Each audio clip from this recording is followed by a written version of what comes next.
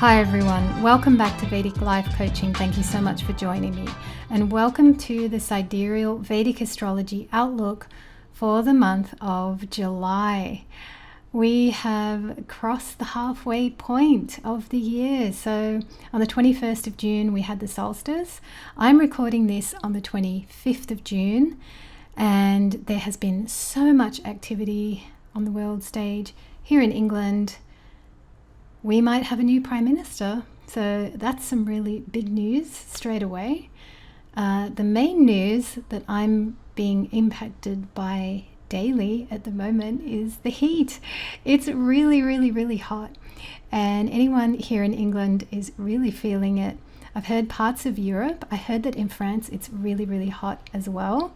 Hello to my French viewers, anybody in France, Spain. I could imagine these countries are really hot at the moment. Possibly Portugal must be really hot there. It's crazy hot here. That's what I know. And so I'm recording this early in the morning. I've got the window open. So we're going to have street sounds as part of the reading. And as a Jyotish practitioner, I have to factor in everything. So if there are street sounds, they say that, you got to factor in animal signs, I was reading an account by a Jyotish practitioner who was on his way to meet his client, and I think he saw monkeys in the street and things like that. So it's like, on the way to your session, in the build up to the session, Jyotish practitioner you have to sort of factor in the world at large and what's going on. So we've got some very hot weather. We are in a number one sun year, so that is happening. And I've been thinking about that. The heat can be fierce. And yesterday I started thinking about Vivaldi's Four Seasons, and I'm pretty sure summer is the one that sounds very intense, would be the word. So there's some intense energy going on out there. New Prime Minister, oh my goodness, what changes. I didn't particularly see that coming. I haven't looked up the astrology for England, interestingly. I've got something else lined up for you today. We're not going to do too much in the intro. I'm going to keep it very brief because of the heat. I don't want to, I've got about a couple of hours window before the sun starts pouring into this room. So I'm going to try and, speed it up and get on with things. I like to take my time, but not today. All right, so I'm going to hit record, and we're going to get straight into it. So just draw a little star here, hit undo. We'll take a look at the energy for July, what we've got coming up. So I've got here powerful people.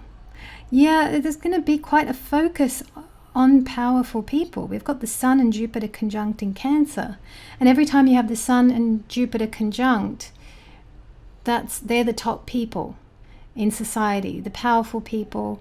Sun and Jupiter is a real hallmark of, and you'll see this in birth charts. So if a lady, for example, has Sun and Jupiter conjunct in her birth chart, well, she'll marry somebody who takes her up into a new circle of life, kind of thing. So there's that. So we've got powerful people in the spotlight. Pluto is opposite. So there's something possibly extreme going on. I don't normally touch on the outer planets, but this one caught my eye this time. So we do have Pluto opposite the powerful people. So there could be something extreme going on. I'll have a go at predicting what it could be. I mean, I've got something about these people might need to review something or eat their words. And the reason I'm saying eat their words is because we're going to have a retrograde Mercury in Gemini. So we've got a retrograding Mercury, something maybe people are going back over something and eating their words. I've got Mars in Taurus here, and that's where I'm seeing that. Mars in Taurus and retrograde Mercury in Gemini. I'm reading that as being people may need to eat their words, kind of literally, or there was something that they said and there is the concept of having to go back over it or address something from the past. Mars in Taurus as well can just be aggressive words or aggressive language, or people speaking impulsively. Mars in Taurus can be that as well. There's like an aggression in speech. So there are two factors at play here, Mars in Taurus and this retrograde Mercury in Gemini, that I think the powerful people are going to be having to deal with those two energies there across this month. That's kind of the new news for the month. When we're reading just a month, we really are looking at the faster moving planets. I've got here Mars is still casting aspect on Ketu, so that's across the whole month. So that is warlike tension on the world stage all month. That's just going to keep continuing. So, and we have had, there was like a little bit of a breather, and then I have been noticing, I've been keeping an eye on the news, and I've seen things crank up again. So the tension is cranking up, the activity is cranking up. It's all going on. Wealth building activities to rise, Rahu in Dhanishta Nakshatra, from 1st July to 21 April 2027. So this is a bit of a long-term sort of a thing that I'm looking at here. Wealth building activities. I mean, Dhanishta Nakshatra is the Nakshatra of wealth. Rahu is there. Rahu North Node is there. So there's a focus on wealth building activities. But that's more of a longer term sort of a thing. Hang on, maybe I should just delete that so you can see the dates. Mercury retrograde. We have got a Mercury retrograde. So that is coming, that's from 30th June to 23rd July. Okay, so that is going to be in Gemini. This is a really strong Mercury because Mercury is in own sign. So there can be something about communications in review. You're having to review things. With the Mars in Taurus as well, it's for all of us. We might have to eat our words. Maybe something we said a long time ago and then it comes back and we have to deal with it. So there could be something like that. Retrograde in Gemini. More powerful communication. There's a lot of power here. This is a very sharp Mercury. This is a smart Mercury. This is a good time to be skilling up, to be learning something new. It's a good time for fine precision, detailed work. It's a good time for thinking on your feet as well. Interesting. Wonder why did I mention feet? Well, I did, because now I'm thinking of Pisces, but I don't think, well, we've got Saturn in Pisces. There we go. So, good energy for projects requiring skill, detail, and or strategic input. Absolutely. This is a very strategic Mercury as well. And strategy and wisdom and being sharp and being intelligent, these are all things that people who are in those top positions, they do. Now, the next slide, I'm pretty sure we've got, this is a nice lead in to just a little discussion on this. So each month I like to bring up some topic in from the news or just, analyze something that I found interesting that month. One of you last month, by the way, gave a fantastic comment about, I think it was the Royals and the Windsors and the Tudors and these different soul groups and things like that. So I'm going to save your comment for next month, and I'll bring it up next month because I like to have a look at royal news and all that kind of thing. This time I thought I would just bring up this link and talk a little bit about some of the thoughts by a guy called Paul Craig Roberts, who it says here was the former US Assistant Secretary for the Treasury, the United States Treasury, I guess. I had a look at his biography. He's got a website, and I had a look at who this man is, and I believe he was very high up in the United States government in the 80s, and he worked in those circles. He knows those people. He's a very smart guy, and this young man here, Nima, he interviews all these retired people who, you know, they were once in these very powerful positions, and they love to come on his show and just share their thoughts about what's going on in the world at the moment. And the reason I wanted to bring this one up is I just wanted to say the information is here. You can search this and look up the channel. It's called Dialogue Works. And the reason I liked this talk is because this guy here, Paul Roberts, is sharing a lot of strategy and wisdom principles. And it's all to do with how to fight. And as I was listening to what he was saying, what's really happening is he is, in this interview, he is coaching Iran as a nation. And it's really incredible because he's an American guy, but he's coaching Iran. And one of the things he says, so I actually wrote down on this little piece of paper here, quotes by him. And at 44 minutes 40, he says, "This sounds like I'm a traitor to America because I want Iran to win." And then Nima says something about, "Oh, no, I know what you're doing. You're trying to save the United States from Israel." And then he says he agrees with that. He says, "Yeah, I am trying to save the United States from Israel, but I'm trying to save the world from nuclear war. Because should the situation get so desperate from neglect by Iran to end the thing before it gets that far, then nuclear weapons come out, and once they are out, the genie is out of the bottle." And yeah, nobody wants that. So what was interesting throughout this speech is I just liked it from a coaching perspective because the wisdom principles are sound, and he is saying to Iran to confront the opponent. And I'll bring up an example of why I got so interested in this. My mum sent me this link. She is the clever researcher in the family who watches all the really smart stuff, and in the evenings I tend to watch like royal gossip, and you know, I don't have such highbrow viewing going on, but my mum sent me this and it really captured me because I was like, this is really good, like because of all the coaching wisdom that's in there.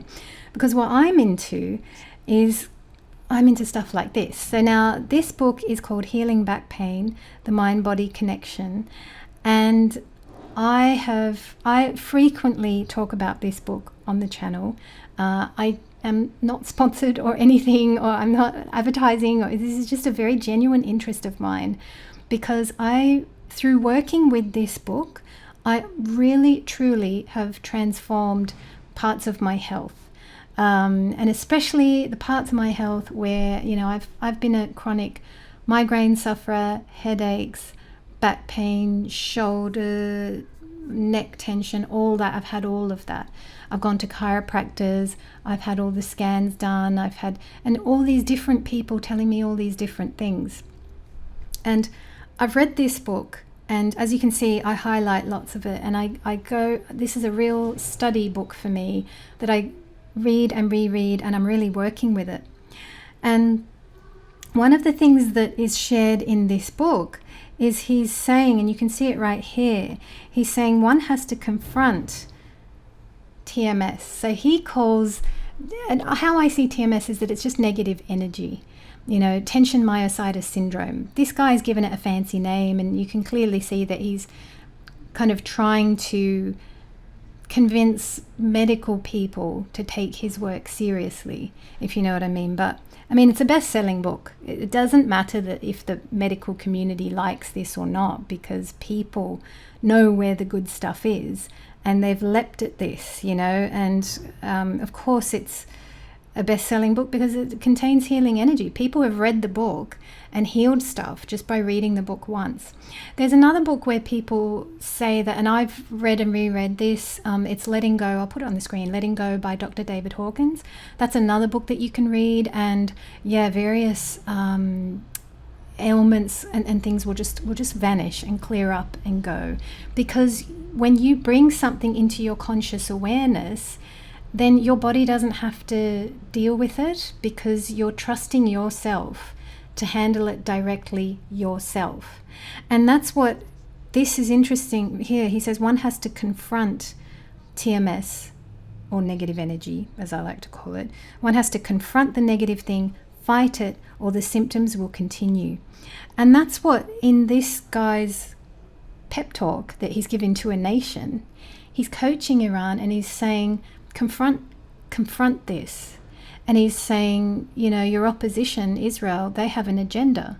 And he's like, but you haven't got an agenda. You don't have, what are you doing? And, you know, yeah, this thing here where he says about neglect, he says, yeah, that there could be neglect by Iran to end the thing before it gets that far. Wow, I just found that so interesting. Like, for me, this guy was just giving me, yeah, sort of new ways of thinking about that whole thing. But because I spend my time with my nose in books like this and figuring out, you know, how to get rid of headaches. But equally, you know, and when I'm working with clients, for example, I mean, sometimes we're actively looking at situations in your workplace where you're dealing with difficult bosses, difficult co-workers. Some of you are confronted with the situation of you might have to fire somebody. I look at all these things with you, and yeah, there are these uncomfortable situations that sometimes you have to confront. So, you know, if you watch this video, it's not how, when I watch it, because I'm not very political, I don't want to be political anyway, it's just, you know, my idea is that there is no war, but then maybe that's a childish view. You know, that term Pollyanna-ish springs to mind. You know, I just think there shouldn't be any more. I don't like it. At the beginning of this talk, he said something about, well, Iran needs to, I think he says bomb Israel or something like that, or Israel's nuclear thing, so that it, you know, so that it goes into the ground. It doesn't go in the sky and screw it up for everybody. I don't think that's what he wants. Clearly not. I mean, what I said here at the 44-minute mark, you know, we know that what he's doing is very good. What I like about this guy is that this is the kind of American that makes America great again. It's this guy, you know, because he's thinking of the whole world. He's not just thinking short term or of one nation. So yeah, that's why I really enjoyed this, and of course for all the wisdom and you know, all of that. So I think I better crack on with how we're doing. I've got just one more thing to say. I started looking at the United States chart, and I had a look at Israel, and I had a look at Iran as well. And what I saw is that I think conflict will continue, say, for example, between Israel and Iran. I think that will continue.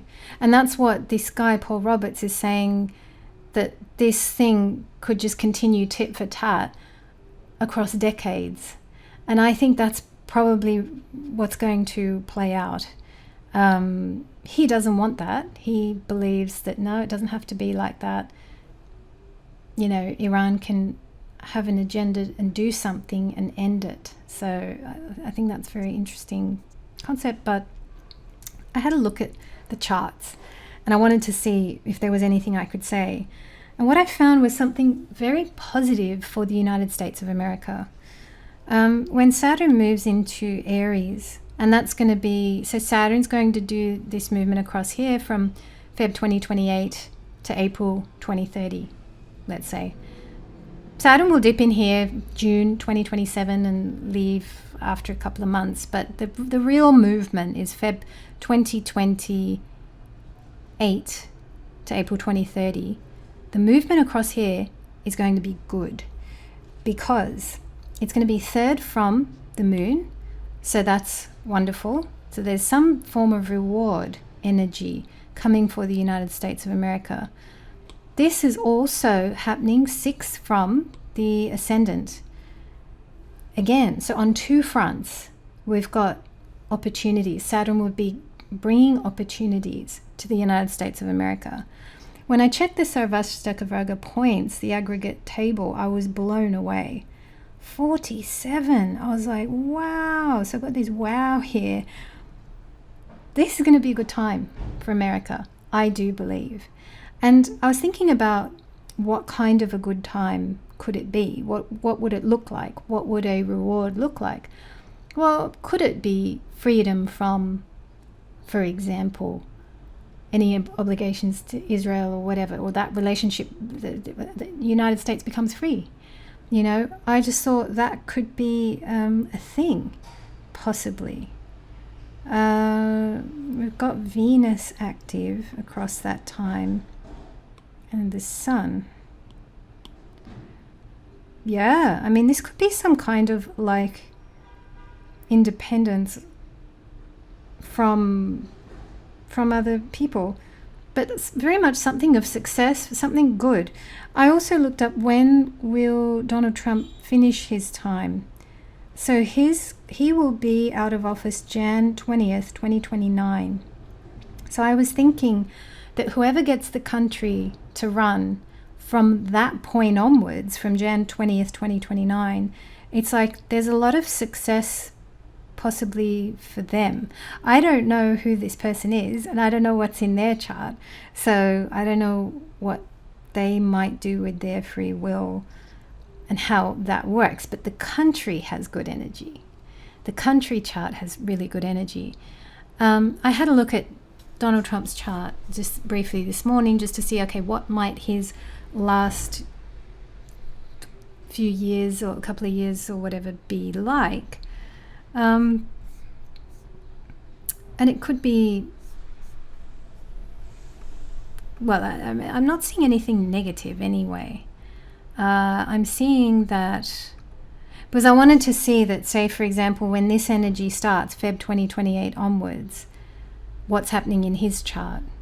Is he going to have a good finish to his term, or could the energy shift? And what's interesting with his chart, I will bring it up on the screen if I can. Jupiter's Sun is in operation. I think that should be a very positive time for him. So that's May 2027 to about March 2028. But then it's like March 2028 to July 2029. He enters a moon antardasha. And that could be not so good, or that there's a shift in energy. Like maybe he has a good period coming up, but then there's a shift of energy and there's a drop of energy for him. But I had a look at his Sarvashtaka Virgo point score, and it is very good. It's very healthy. So he could have just a good, solid finish to the whole term. But what I liked about this was that there are positive times coming up for the United States of America. And I always like to share positive news. So that is why I'm bringing this up, because I think energy will improve for America, definitely from Feb 2028 onwards. But you'll get a taste of goodness from like June 2027 onwards. Things will start building and improving and lifting from there. So yeah, there are some good times coming for America. I mean, then you look at some of the years afterwards, you know, the points do drop. America's history must be very fascinating. When you look at this table, you could kind of say there must be, United States history must be a little bit of a roller coaster, because this table reads like a little bit of a roller coaster, where there's just some outstanding years, but then, you know, there are some years where, okay, not so great, but then it picks up again, and like this, it goes along. So yeah, that would be a case study I would love to do, but time is of the essence. All right, what I'm going to do is I'm going to start the mini readings. I'm just going to check on the sun. I hope the sun doesn't come into the room because I'll start to melt. I'll also stop this and get a new file going. Hi Aries, welcome. So this is Aries Ascendant, Aries Moon or Aries Sun as per the sidereal Vedic system of astrology. As soon as I started this file, some power tools cranked up in one of the places down the road. I don't know what's happening. Something on the high street. So, okay, what have we got? High street, something commercial. Power tools cranking up. Whenever power tools crank up, I always think of a lot of work, like you're building something new. You might be building something new. So I don't know if any of that's happening. Let's have a look here at your chart. Well, some of you might be building something new. This could be quite literal. It could be something at home with the exalted Jupiter there. But anyway, let's have a look at what you've got coming up star-wise. Okay, so we've got a Mercury retrograde, Gemini. That's Gemini in your third house. 7 July. Now the retrograde ends 24th of July, but you know, Mercury is still there in Gemini across, I'm pretty sure it's across all of July. Actually, I should just check that. Let me just check that. Yes, it is all of July. It's even sort of right up to about 5th, 6th August. We're going to have Mercury in Gemini. So you've got a lot of very powerful Mercury energy to be working with here. This is really great for skilling up. This is really great for communications. This is really good for sharpening up and fine-tuning your own personal communications. Any social media platforms you might, you know, this is a real sort of dotting the I's, crossing the T's, just making everything pixel perfect. You could be, this could be a Mercury that picks up new clients. This could be a Mercury that's going over old projects as well, or communications even with friends. You know, this could be old friends coming back in. This could be quite a lot of different things. So very powerful Mercury retrograde energy in Gemini. Something about your communications need to be on point. You being skillful. You possibly being strategic as well. So we've got that energy across the whole month. That beautiful Gemini energy there. Whoops. Just touched the new moon. Okay, there we go. Let's have a look at Venus. Does Venus have anything exciting for us? So Venus is in Leo until the 2nd of August. And what's really interesting is that we've got Ketu there as well. So we can read this in quite a few ways. First off, we can say that Venus in Leo, this is very much about self-love. So there could be something coming up here to do with self-love. This could be a bit of a clearing of the heart, clearing of old dynamics with past partners, or ending a dynamic that's not working in your current relationship. It might be that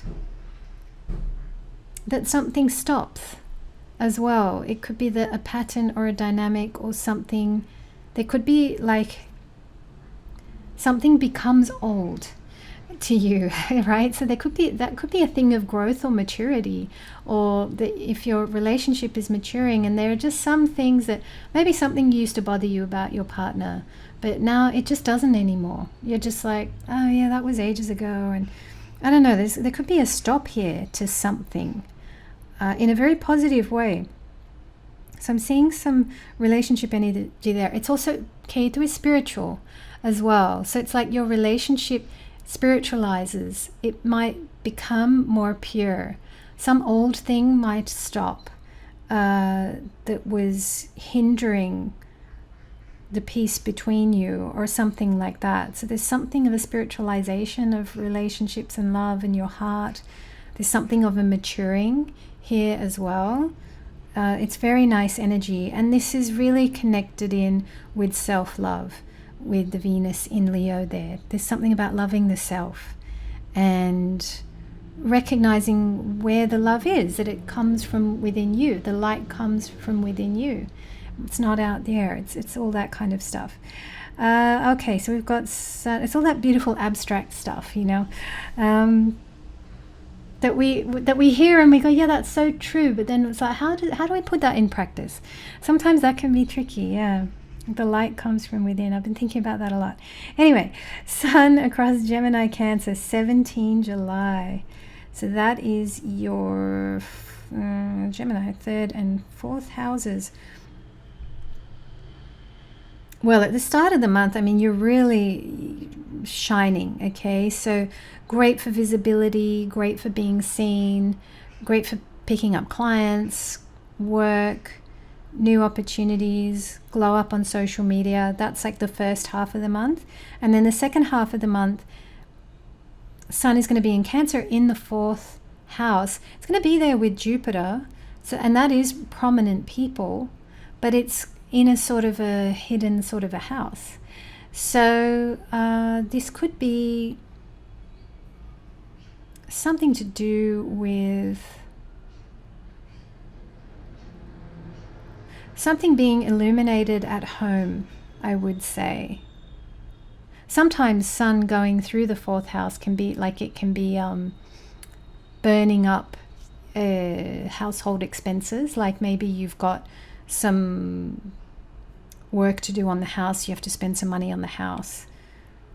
So it could be expensive house-wise. So that's Sun 17 July onwards. Something could be expensive at home. Something like this. Now, full moon, Sagittarius, Purva Ashada Nakshatra. Let's have a look at this.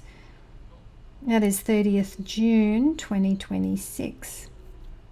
Oh, that's coming up. Oh yeah, well I have been seeing the moon at night because we've had clear skies, and yeah, it's getting quite full. Purva Ashada Nakshatra. Again, there's something about purity here. This is very nice because now I'm looking at Venus as well. And Venus will be there till 2nd August. Actually, but where is Venus across 30th June? Let me have a look at this. I think something is coming full circle or completing regarding your authority, actually, which is quite interesting. But this could be your authority specifically in a family context. So this could be to do with how you're seen in the family as well. But you're going up in authority. So yeah, I can see that. Okay, let's have a look at the new moon, Gemini Punarvasu Nakshatra, 14 July. This is a beautiful new moon for writing because we've got Mercury here as well. So if you wanted to start writing something, start a writing project, or the other thing is that we've got such beautiful writing energy, you could write down your wishes for what you want to have happen. So, and by wishes I sort of do mean like goals and plans and strategies, you know. It's more in that way that I'm seeing that, but that's a wish. That's what you would like to have happen. But there's something, and there could be something about you getting very organized there on that new moon. So that's on the 14th of July. And then we've got a full moon in Capricorn, Shravana Nakshatra, happening on the 29th of July. Let's have a look at that one. Oh, I didn't mark that one. Okay, well that would be, let's have a look, Shravana, that would be about here somewhere. Yes, it is, and it's very close to Pluto. Actually, I think this was the full moon that I was quite excited about. I think this is quite beautiful. So, what have we got here?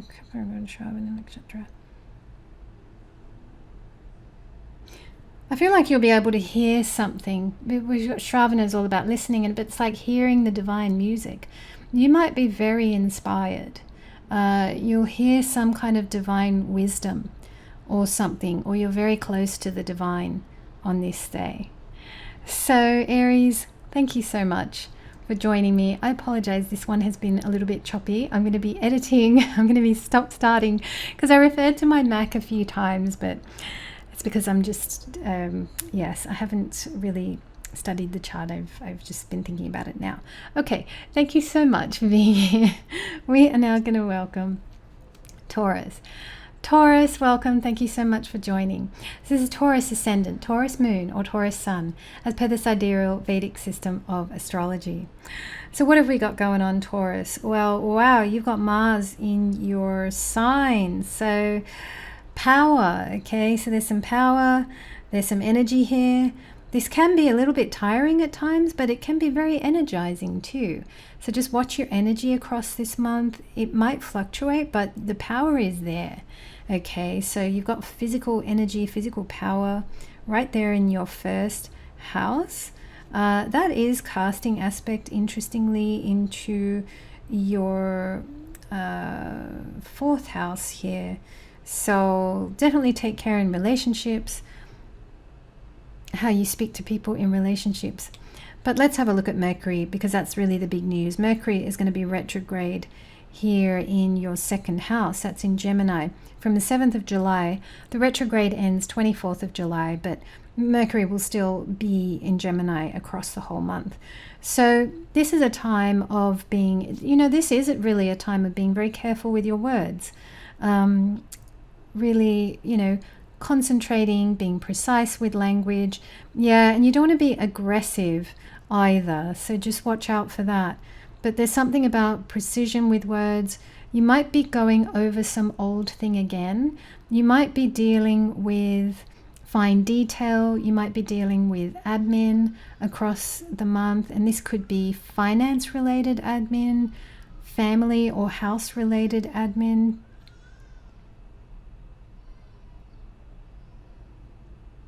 There could be something about you. It's interesting. I'm also thinking about food and diet because of the second house, and I'm looking at the fourth house here as well. So there could be something about you innovating your diet or coming up with new ideas or new recipes or new skills or something along this line, or just being enthusiastic in the kitchen here. That's kind of interesting that's coming up. Venus is in Leo, yeah, until 2nd August. And that's really time at home. So there is something, maybe you're quite at home across this month. Isn't that interesting? Yeah, I see you being at home a lot. Could be socializing with friends, but no, it's more like family time. It's like a very family sort of a month here. I mean, Jupiter's in this lovely social place in the 3rd house, so maybe you are socializing a bit. But I do see this as quite a time at home. There's a lot of energy focused around the home. Sun across Gemini, Cancer, 17 July. So that's Sun across your 2nd and 3rd houses. There could be some expenses. You might have, it might be a bit of an expensive time, and it could be expensive in terms of the home and or socializing or being out with friends. So it could be a little bit expensive. But on the whole, I'm sort of, it's the energy's just fine. Like it just feels like there isn't anything too exciting here. Like, yeah, it sort of just feels like well, it is a good month to be work focused. I mean, that you're constantly doing, so that's all good with your Rahu there. Let's have a look at the moon situation. So we've got full moon, Purva Ashada Nakshatra, Sagittarius. That's in your 8th house. So you could be especially psychic on the 30th of June. You might see a lot of what's happening in it's family related. There's a real family theme. I keep coming to family here. So you might be able to see a lot behind the veil, connecting in with your family. There's just extra knowledge that you become privy to by the divine kind of thing. So that's quite incredible. We've got a new moon, Gemini Purnarvasu Nakshatra. That is up here in your 2nd house. This is a new moon regarding finances, regarding family. So it's a good time to actually write down your goals, because we've got Mercury as part of this new moon. So if you want to write down your goals, write down things that you would like to achieve.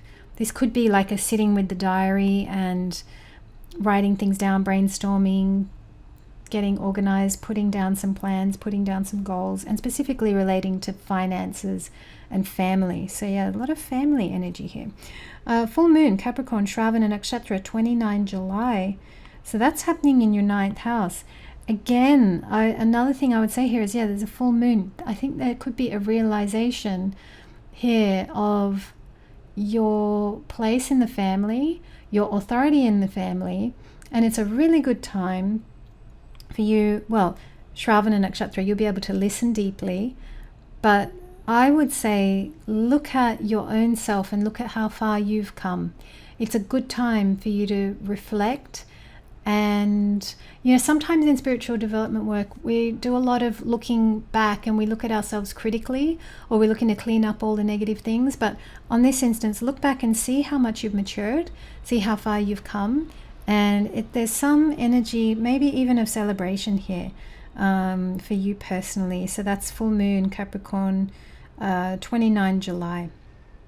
Some beautiful energy here, Taurus. Thank you so much for joining. We are now going to welcome Gemini.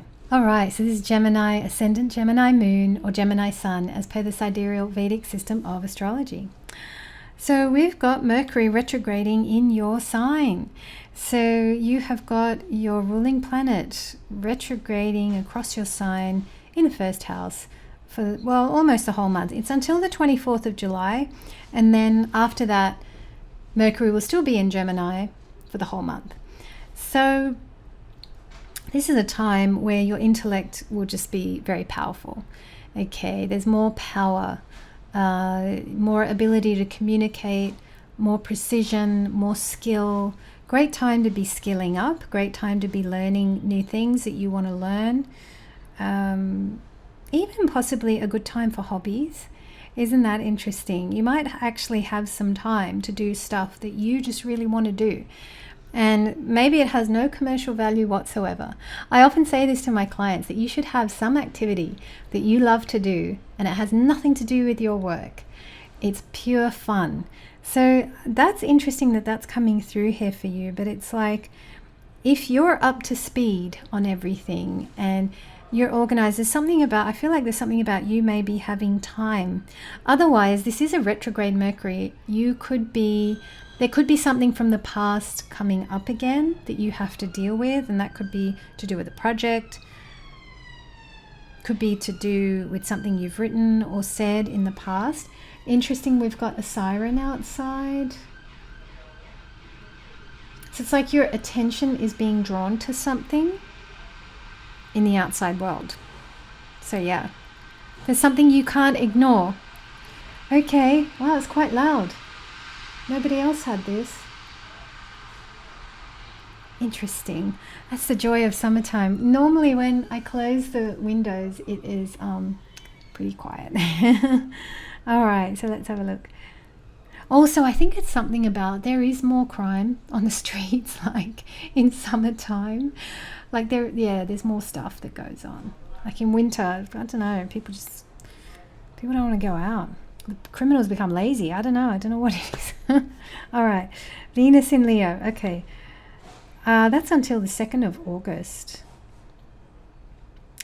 So there's something here about Venus in Leo until 2nd August. Okay, so let's have a look at this. So this is in the area of friends. And this could be, do you know what's coming to me here is that something about, there are some friendships, they're not going to be able to come with you into the future that you're building. So leave them in the past. Leave those friendships in the past. If you know, those friends, they're not going to be compatible with my future. You have to leave them where they are. Something like this. And that's a self-loving thing to do. You got Venus in Leo. So this is about you loving yourself and you recognizing that, there's certain relationships, they just can't come with me into my future. Sun across Gemini, Cancer, 17 July. So that's across your 1st and 2nd houses. So for the first half of the month, that's some strong energy there. That could be tiring, on the physical body. It could be a bit draining on the physical body. So at times you might feel a little bit, just tired, or if you're prone to headaches or any of that kind of thing, there's a little bit of this harsh energy here. So just bear that in mind, and definitely have a look at the book Healing Back Pain by John E. Sarno. It has really helped me transform parts of my health. I don't get as bad chronic pains as I used to, thanks to that book. So check it out. And I just love that book. I talked about it in the intro this time as well. I talk about it a lot on this channel, but it really has helped me. That is a really important book for me. All right, so full moon, Sagittarius, Purva Shada Nakshatra, 30th June 2026. So that's over here. So yeah, I feel like you are being illuminated. You're able to see something about your love life that maybe you didn't see or recognize before. The other thing is maybe something will become visible to do with a partner. So there's something you're seeing in your love life, in your own heart, or you're seeing something in relation to your partner, your person you're married to, all of that. So there could also be something completing in a significant relationship as well. We've got a new moon in Gemini, Punarvasu Nakshatra on the 14th of July. So that's up here in your first house. This is a beautiful new moon. This is your new moon, Gemini, and this is a time to think very strategically about your future and what you would like to have happen. And this could be a time really to write those goals and plans down. Write down what you would like to have happen. Be thinking about it. Be verbalizing it in your own mind. Everything starts as a thought. So this iPad that I'm holding, it started as an idea in someone's mind at some point. So isn't that incredible? What is that? What are the concepts that you want to be thinking about that you eventually want to materialize and see in your hands? Hands, Gemini. We've got Mercury Retrograde here. So this could be, something along those lines. Full moon in Capricorn, Shravana Nakshatra, 29 July. So that is here. And that is, again, you're going to get a lot of visibility into family secrets, something about the build of your family, or I don't know, that underneath, there's stuff what people present to you and what they talk about, and then there's all this stuff underneath that you sense, it's there, but nobody talks about it. You'll be able to see all of that. That's here on the 29th of July. And this is specifically regarding family. This could be to do with co-workers as well. Capricorn is here. But I feel like it's, possibly more to do with the family. All right, Gemini, thank you so much for joining. We are now going to welcome Cancer. Cancer, welcome. Thank you so much for joining. So this is Cancer Ascendant, Cancer Moon, or Cancer Sun, as per the sidereal Vedic system of astrology. So we have got, I hope that didn't come up on the screen. I just flicked away a message, some delivery thing, I don't know. Anyway, maybe you've got a delivery coming in. Maybe you ordered something and it's arriving. So that's point number one. Let's have a look here. What have we got going on, Cancer? All right, let's have a look at Mercury Retrograde. That is happening. So you got a lot of Mercury Retrograde here in your 12th house. So that's in Gemini, 7 July. Retrograde ends 24th July. But, Mercury will still be in Gemini for the whole month. So this is a really powerful Mercury. And this is a great Mercury, actually, for you to observe your dream state. And you might actually be able to, it's a good time to keep a dream journal, or to really observe what's happening in the dream state, because Mercury is there, and it's a very logical planet, Mercury, but the antenna are there, and I always think that the antenna can poke behind the veil and bring information. So you might be able, this could be a time where you get a lot of ideas. You could be getting a lot of ideas, or and this even could be good for you. I just want to see your Venus as well. It could be good for you to procrastinate, in that it could be good for you to take your laptop to the cafe, and you know, you're kind of procrastinating, but you're kind of working. It's this kind of thing. There's something about, it's both. So you're a little bit procrastinating, but you're also working. I remember when I worked in advertising a long time ago, the traffic managers used to give us our brief, and then they'd say, now go, take your brief and your sketch pad. We used to use sketch pads back then. We didn't have laptops that we could take with us like we do now, but we had sketch pads, and we'd have our brief, and they'd say, gosh, I sound old, don't I? Back in the days when we'd take our sketch pads to a cafe. But we would be told, go and work in the cafe. Like the really good traffic managers, they would say, go out of the office and do your work somewhere else. This is that kind of month. There's something about, so I don't know what that looks like for you, but there's something about, I don't know how it works or it looks like, but that's an example of the energy, okay? That you're part working, but you're part somewhere else, or relaxing, because this is the 12th house. It is the 12th house of rest, but it's also the 12th house of foreign locations. It's the 12th house of dream state, using the imagination. Mercury's here. Mercury would love to use the imagination. Mercury will write down a whole bunch of great ideas. Like there's something about you coming up with a lot of ideas across this month, I feel like. I'm also looking at Venus here, but I mean, I'm also looking at this. Let's have a look at Venus. So Venus in Leo until the 2nd of August. So there could be something, well, very much this is a thing of self-love. And there's something here where I feel like you might be able to recognize what's ending, what patterns you've outgrown from your childhood. And this is such huge work in psychology, psychiatry. There's a book called Growing Yourself Up. I can't remember who it's by. I think it is on my Kindle somewhere.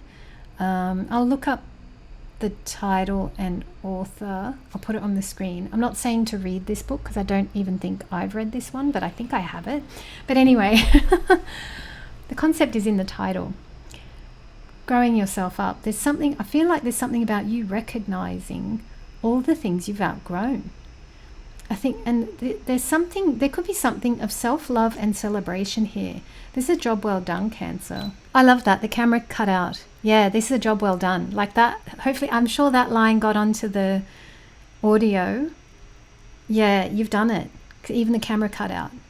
So there's something about job well done. You've done it. You've done some kind of, you've outgrown some kind of childhood pattern, but that you can, there's something about love as well, where like, I feel like you can look back with love because you're mature now, and it's like, you know, the container of your life has expanded, so you can contain all that happened before. You know, there's something about your container has expanded.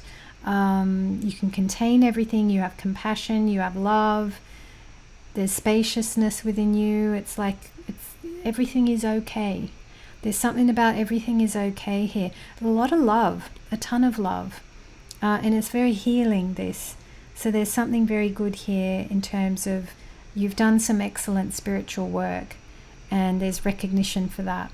So definitely treat yourself, or something. Venus in Leo in the 2nd house is something about treating yourself,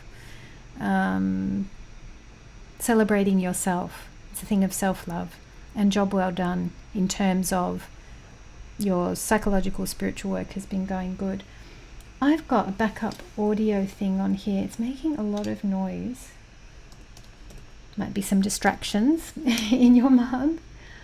Oh, the machine is overheating. I tell you, I'm starting to overheat as well. I better hurry along because the sun's going to come in here and I got to... Anyway, I'm going to be working in a cafe myself. I've got the boiler repair guy coming, so there's that. And then what? Of all the days to have my boiler serviced, it's like the hottest day. This is one of the hottest days in England.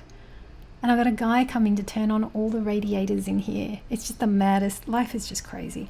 All right, Sun across Gemini, Cancer, 17 July.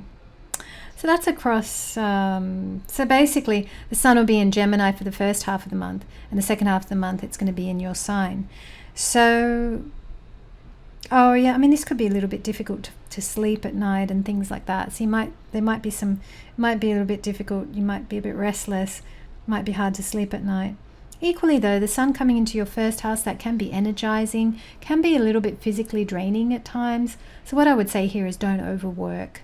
This is not a time to overwork. But mind you, with the Mars here, I mean, that's brilliant. So if you have the energy, spend it, use it. Overwork, but just bear in mind there are a couple of little factors in here, especially with your sun anyway. And Jupiter as well is heavy in the first house. So if you get tired, listen to that and rest. I have to get better at that. Like I am getting better at that. I'm getting better at actually just listening to myself. Yeah, we don't do that. We listen to everybody else. We don't listen to ourselves. Well, there's some listening happening here. You'll be hearing yourself loud and clear on the 29th of July. Oh, but that's in this house of partnership. So there's something being illuminated with your partners, either your own heart or partners. So that's on the 29th of July. We've got full moon, Sagittarius, Purva Ashadha Nakshatra. Interesting, we had the siren just start here. So it's like, yeah, the attention, you're illuminated about someone else's world on the 29th of July. But let's get back to this one. So we've also got a full moon here, Purva Ashadha Nakshatra, 30th June. Something could be completing at work. So that one's nice and simple. New moon, Gemini, Purnarvasu Nakshatra, 14th July. Yes, a lot of illumination, a lot of new insights, spiritual ahas. I think this is that kind of month. And I think the new moon here, you're getting a lot of spiritual ahas. You're recognizing, that's why that thing happened. It had to, okay.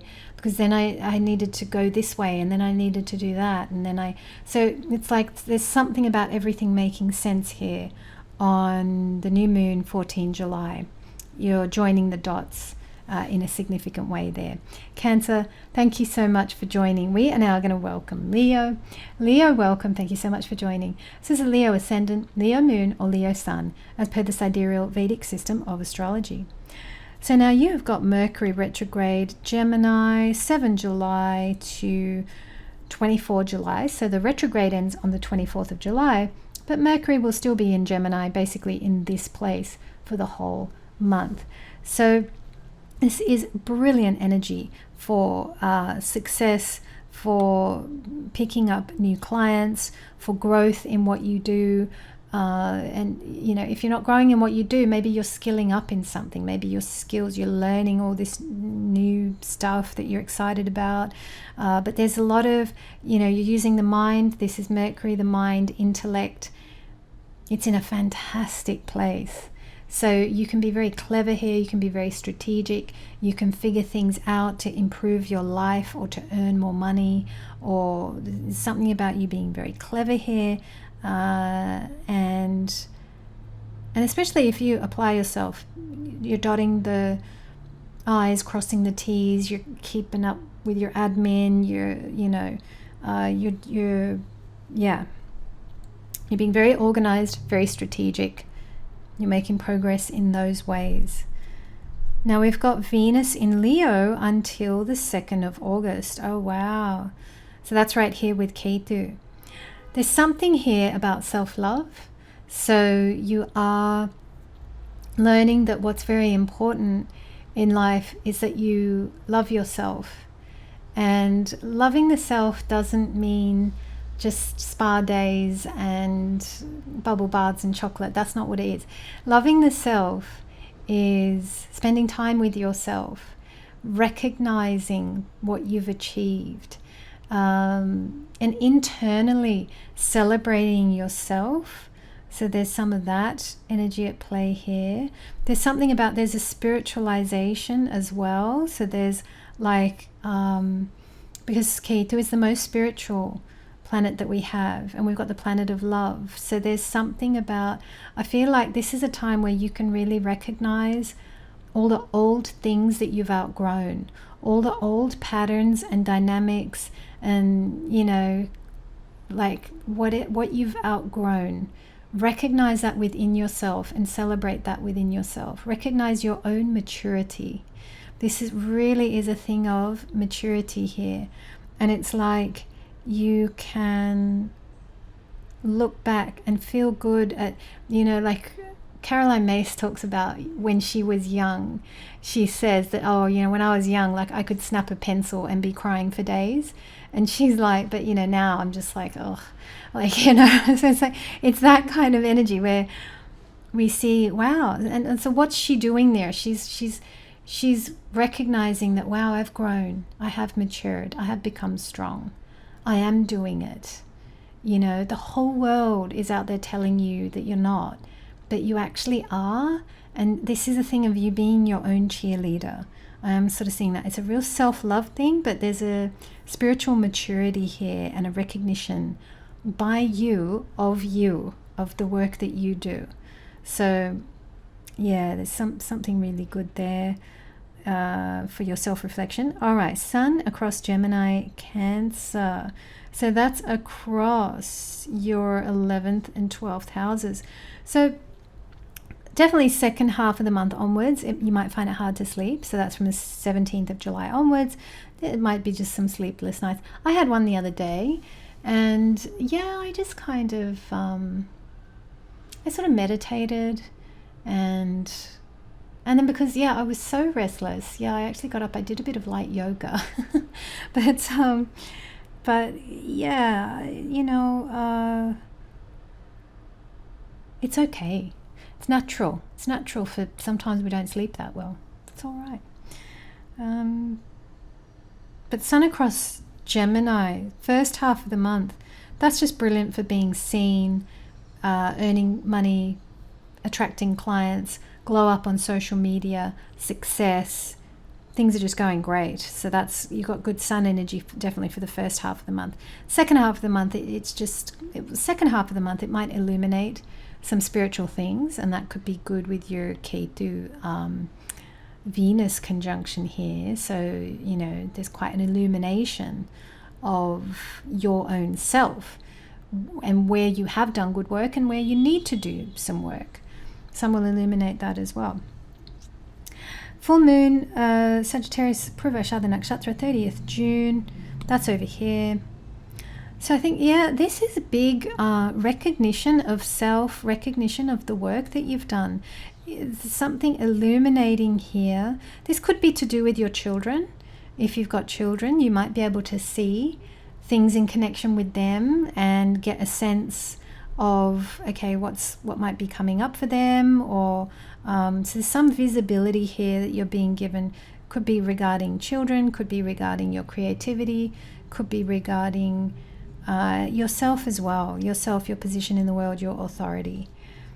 We've got new moon, Gemini Purnavasu Nakshatra, 14th July, that's up here. That's your 11th house. Oh, that's brilliant. That's a good time to wish for big success, big money, big good things coming into your life. So that's a good time to wish for that, or to start strategizing or thinking about, you've got Mercury here, so strategizing and thinking about what goals would you really like to pursue. And it's very interesting how that changes over time. Sometimes that just changes, and that's just how that is. Full moon, let's have a look at this one. Capricorn, Shravana Nakshatra, 29 July. Something might complete at work. So that something's completing, either in a competition that you're in, or something connecting with work. You are completing something. Leo, thank you so much for joining. We are now going to welcome Virgo. Virgo, welcome. Thank you so much for joining. I'm just checking on the time. We're okay. All right. So we've got Mercury retrograde in Gemini. This is from the 7th of July. The retrograde ends 24th of July, but Mercury will be in Gemini for the whole month. So let's take a look at this. That's beautifully placed. That's very nice. This is great for work. This is really good work energy. There's just something about you being ultra sharp at work. You're ultra sharp, you're on it, you're attending to the details. Everything's pixel perfect. You're in the zone. When it comes to work, this is such good energy. I'll just check one little thing here. Yeah, that is very, very good. Yeah. So yeah, just absolutely brilliant. So your work energy is fantastic. There's power available to you, and if you're quite up to date and up to speed on your work, then this is a time for you to get ahead, where you can do things in advance. It could be that you're going over old things again, or that something from the past comes back up for you to deal with, but if you're up to speed, then it's like you can build the future kind of thing. You've got power here. So that's really nice. Venus in Leo until 2nd August. So this is a very interesting Venus. Wow. That's quite beautiful. That's there. Wow, that's something. Yeah, so there's something about Venus in Leo for self-love. So the focus is self-love, and that's here with the most spiritual planet, Ketu, in the most spiritual house. But this is to do with self. We've got the Leo here, so that's the one, that's you. So there's something about self-love, something about you being able to see your own spiritual growth and your own spiritual maturity. And wow, I just had pop into my head like the curses you've outgrown or outrun. Like there could be something of celebration here. It's like you've done excellent spiritual work, and it's important for you to celebrate that. And you can celebrate that, some me time, or there's something about, you're celebrating with some me time, or I don't know, you can escape. It's good for you to escape a little bit here and there. Take time out for yourself. Sometimes with some clients, I've done this where I've encouraged them to, in their scheduler program for their diary, I've encouraged them to, like, some of my clients, they're just so busy that all the meeting spots get taken up and they're in one meeting after the other, and like this is just too crazy. And I'm like, block off the time and just,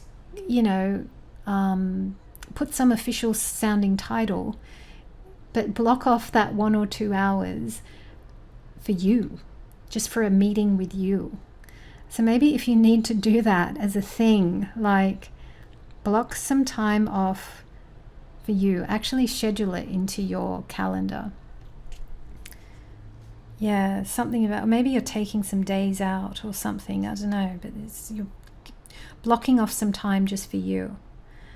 Sun across Gemini, Cancer, 17 July. So Sun will go across 10th house to 11th house. Oh, that's magnificent. Wow, when it comes to work, work is just fantastic. Like, the energy is good. Okay, so I don't know what's happening in your workplace. There could be tensions, there could be difficulties, I know.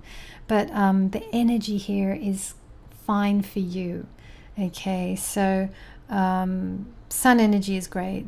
Hopefully you're being seen or you're being recognized. Equally, this could be a time to attract a new job or to make some kind of shift when it comes to your work. Now we've got a full moon in Sagittarius, Purvashada Nakshatra.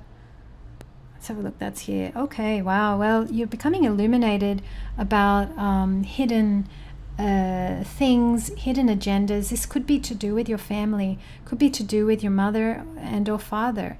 There's something you're becoming illuminated about where you are something hidden and unspoken, but you just know. You get the knowing. So that's on the 30th of June there. New moon, Gemini, Punarvasu Nakshatra, 14th July. Let's have a look at this one. Oh, that's here. Yeah, you could, new goals. It's a good time for you to start new work projects. You could be starting new work projects on the 14th of July. You could be writing down plans or goals on the 14th of July, writing down strategies, writing down what you would like to have happen, writing down your ideas. This is very much in a work context. And we've got a full moon, Capricorn, Shravana Nakshatra. Wow, that's here. So that is on the 29th of July. That's in your 5th house. So something about you realizing how much power and authority you have in your own life. There could be some recognition of that on the 29th of July. All right, well, Virgo, thank you so much for joining. We are now going to welcome Libra. Libra, welcome. Thank you so much for joining. So this is Libra Ascendant, Libra Moon, or Libra Sun, as per the sidereal Vedic system of astrology.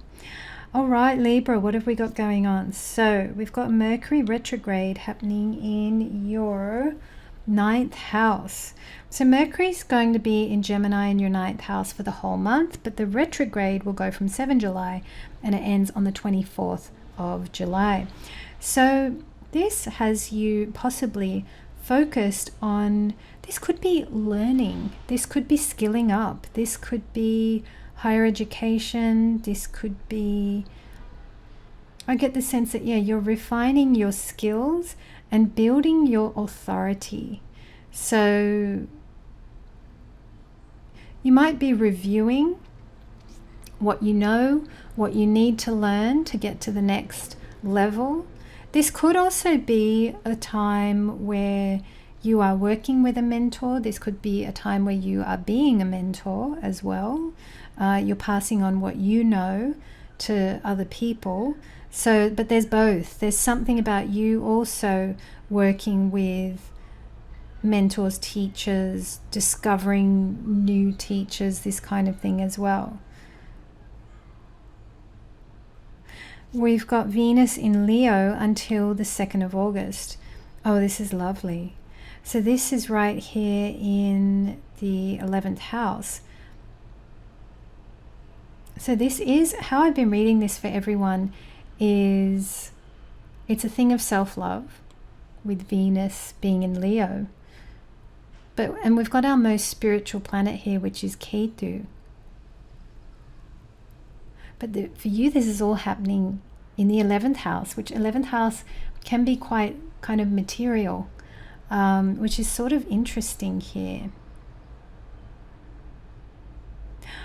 How I'm seeing this is that this could be connecting in with law of attraction.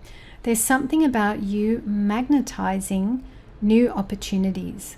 So when it comes to how you bring in opportunities, how you bring in money, how you bring in clients or wealth or more activity into your business or whatever the thing is, how you do that can be, you're magnetizing, you're not hustling. This is not hustle energy. This is kind of like the more you relax or the more you look after yourself, or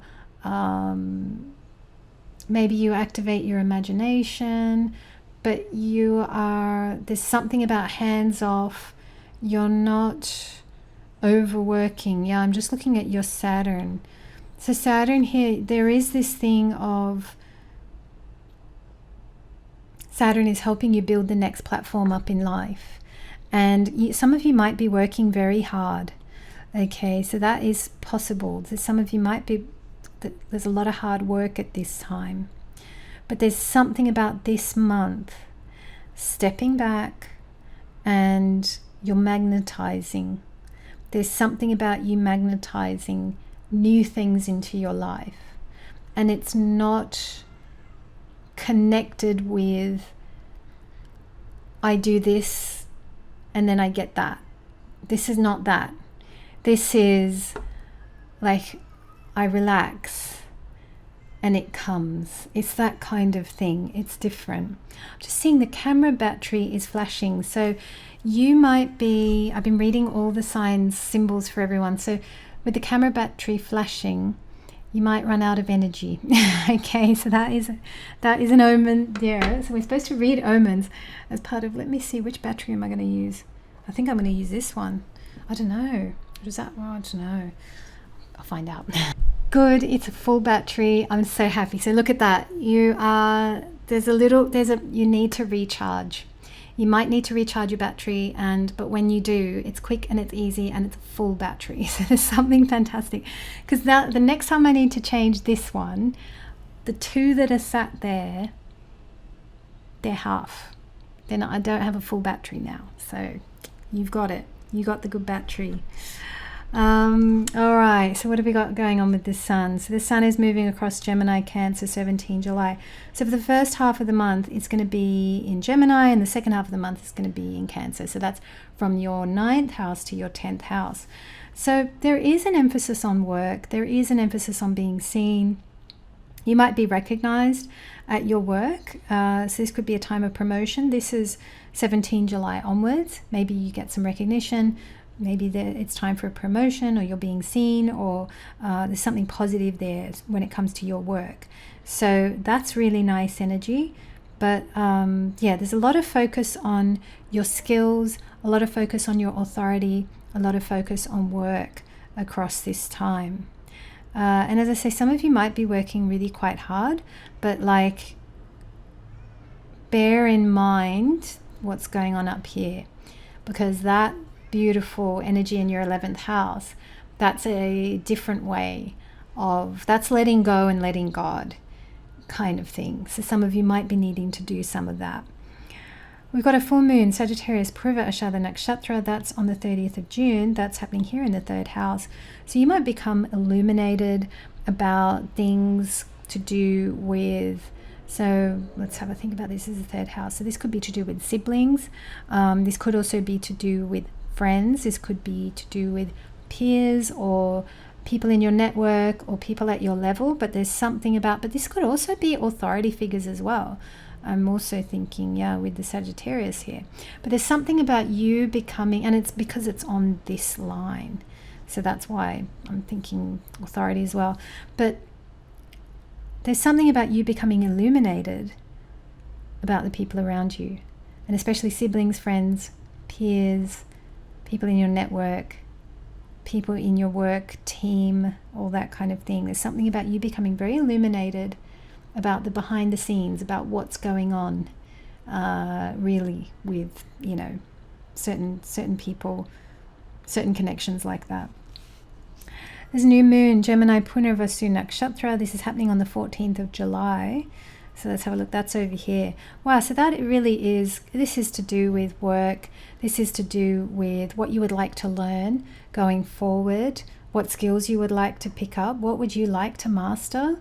You could be writing down some goals and or plans, and that's on the 14th of July there.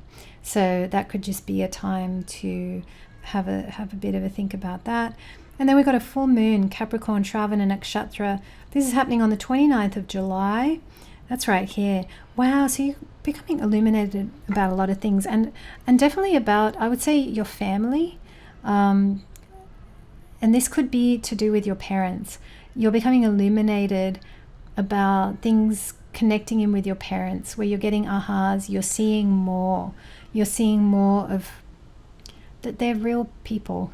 You know, when we're children, our parents are gods, but as we mature, it's like we get to see their ordinariness, which is so nice. Like, it's so that, hey, they're just like me. Like, wow, we all had the same struggles. And you know, in that maturing, where we start to see the ordinariness of our parents, the gods, you know, when we start seeing their ordinariness, and as we mature, ideally our compassion for them as people is growing. And it's in that process that a lot of healing can happen. So that's, what's that, 14 July there. And now we've got a full moon, Capricorn. Oh, we've done that one. So that's that one there. Okay, good. Yes, I think we've covered everything, Libra. And you've got a new battery. So there's something about you. Maybe at the middle of the month, maybe it's this transition point here where the sun just moves in there and it's like, oh, you're just like, no, I'm too tired. Maybe you're in England and it's too hot. That's what I tell you. Oh, this week, it's been crazy. I have not, can you hear, there's a little child who's having a little bit of a cry. I'm not hearing any distress. Maybe this could be relevant for someone. Someone's inner child might be like, I want time out. I've needed, yeah, I've been working from cafe quite a little bit this week. I intend to this afternoon as well. It's just too hot in here. I just can't be here. I really like being here. That's the other thing. Anyway, all right, Libra, thank you so much for joining. We are now going to keep an eye on the time. Scorpio, welcome. Thank you so much for joining, Scorpio. So this is Scorpio Ascendant, Scorpio Moon, or Scorpio Sun, as per the sidereal Vedic system of astrology. So what do we have going on? Scorpio, we have got a Mercury. Ooh, this is an interesting one. And this is in a very good place too. Let me just double check. I'm pretty sure I'm right about that. Yep, it is. This is good. You got a good thing going on here. I like this. So this is a Mercury retrograde. This is a very powerful Mercury transiting through your 8th house. Now, so it's going to be retrograde from 7 July. The retrograde ends on the 24th of July.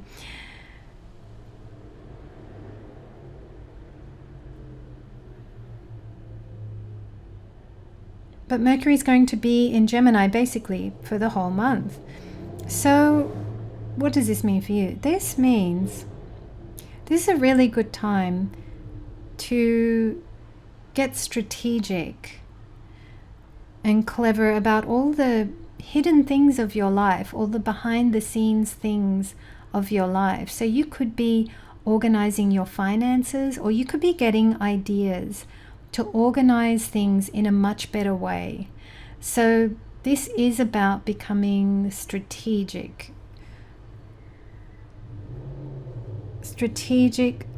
clever. I'm also, this is going to sound weird, but I'm just going to, it's like, so a long time ago, I actually worked for Accenture, and one of the things, we had a whole area of the company that dealt with like supply chain management and all this kind of thing. I wasn't in that area. They put me in like Siebel. I hated it. Anyway, I left. So I left that after a year of it, and then I went into advertising. I changed my whole life. But I remember what's coming into my mind is this thing called like just in time. It's like a supply chain strategy.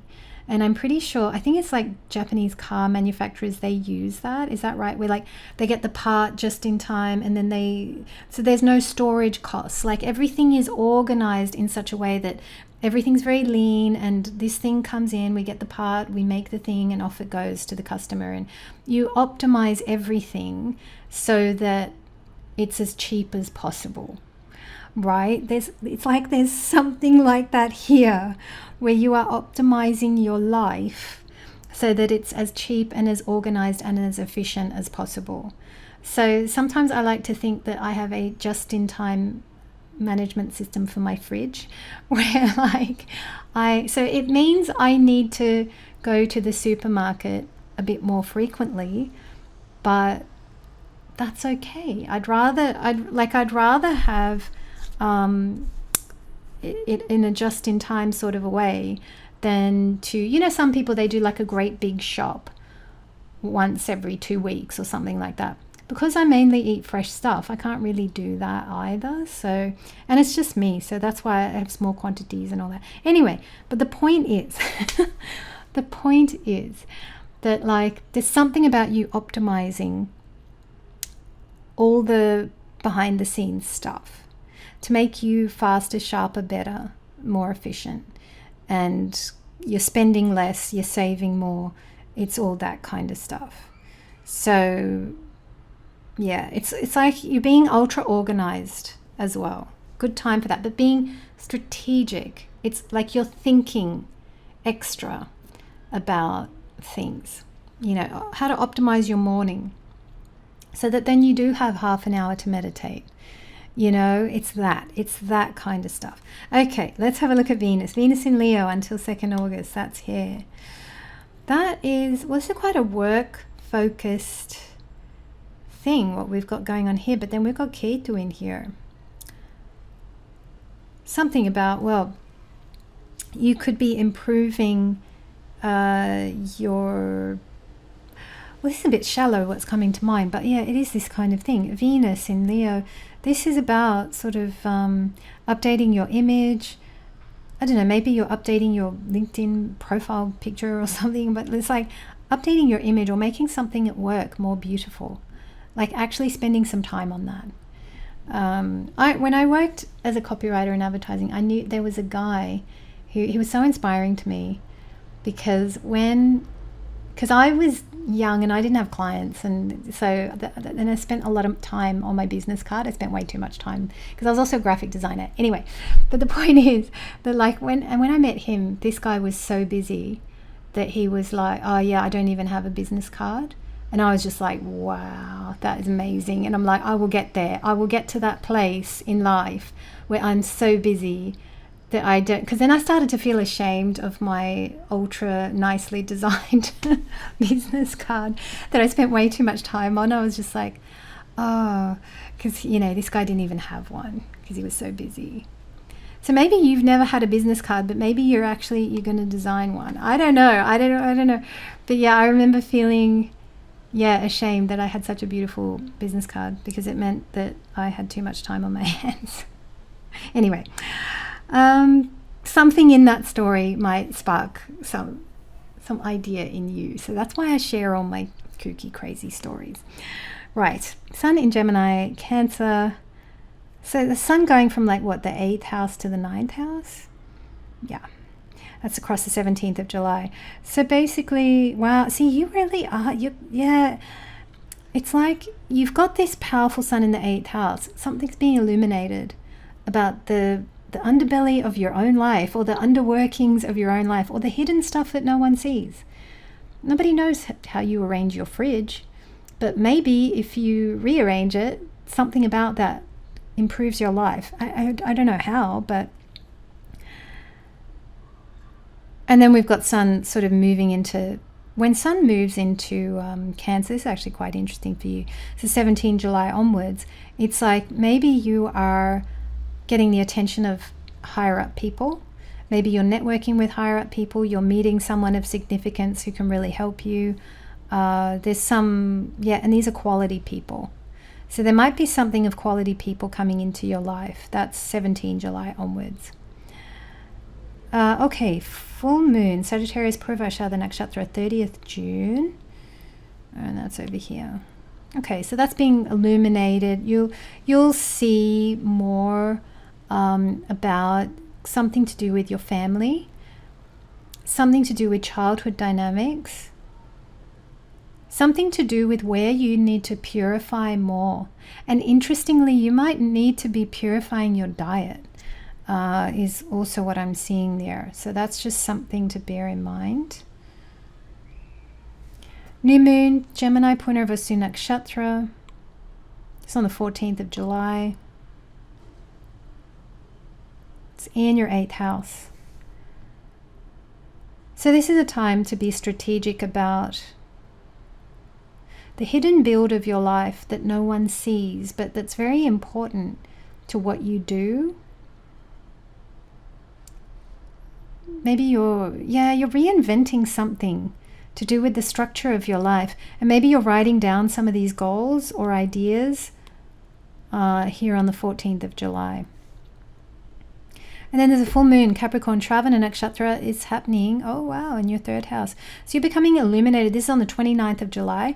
You're becoming illuminated about friends, about siblings, and about who are the people that you should be listening to more. Yeah, that's interesting. Who are the people that you need to listen to more?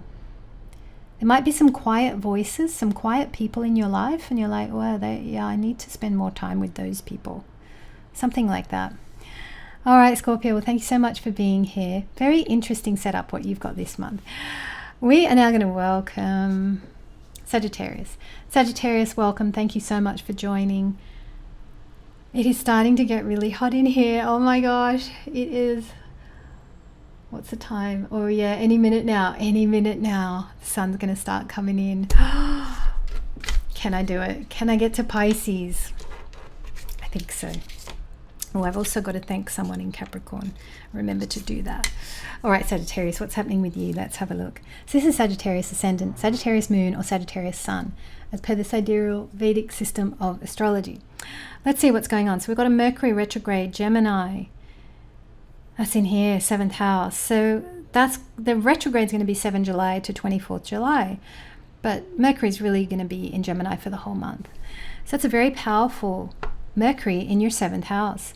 So maybe you are actually collecting a lot of data. I'll say it the English way. In Australia, they'd say data. I wonder what Americans would say. I don't even know. But you're collecting a lot of data about people around you, or about your partner, or there's a lot of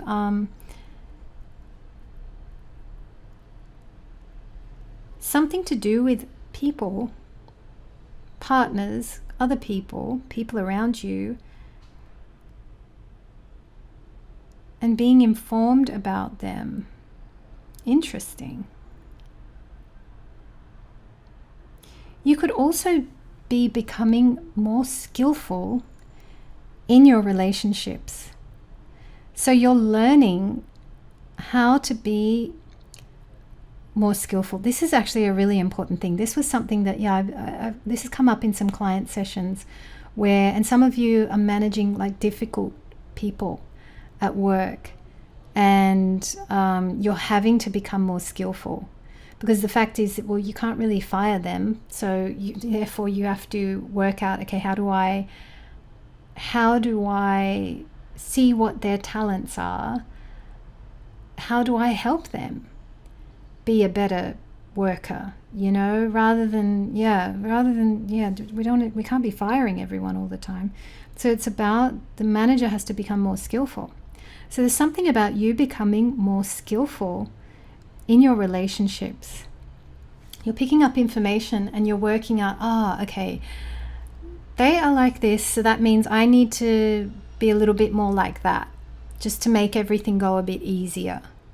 There's something about, I feel like you're figuring out a ton of stuff about how to become more skillful in relationships. And I think this is a really good thing.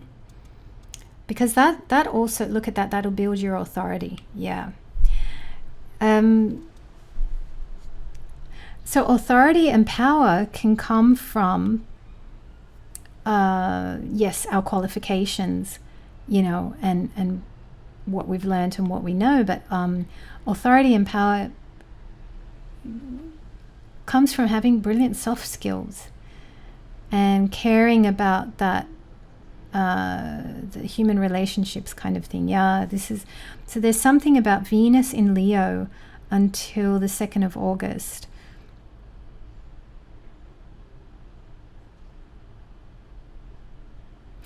Yes, these are linking because the sun will be in Gemini through to the 17th of July. So there is something about your authority and power goes up in the world as you care about the fine details in the relationships around you.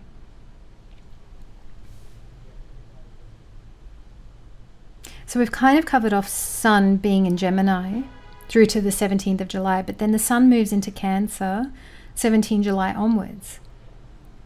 And that for you is going to be in the 8th house. So there's something of 17 July onwards, you will become knowledgeable about people in positions of authority around you. So this could be your bosses at work, but this could also be your parents. This could also be to do with the family. But this is like all the family members, because families are sort of hierarchical. So yeah, this is like all the family members above you, like your parents and grandparents, or like this, I don't know, you're becoming knowledgeable. You're seeing more about the build of your family and how it all works and your place in it, and you're becoming wise. You're figuring out a lot of things, a lot of interpersonal things, and a lot of hidden interpersonal things are making perfect sense to you across this time, Sagittarius. Very interesting energy. Oh, you've got brilliant powerhouse Mars energy. So at work, you can be working, succeeding, achieving, getting ahead, all of that. Full moon, Purva Ashada Nakshatra, 30th June. So that's in your first house. So you're becoming illuminated about life, and your place in life. This could be quite big.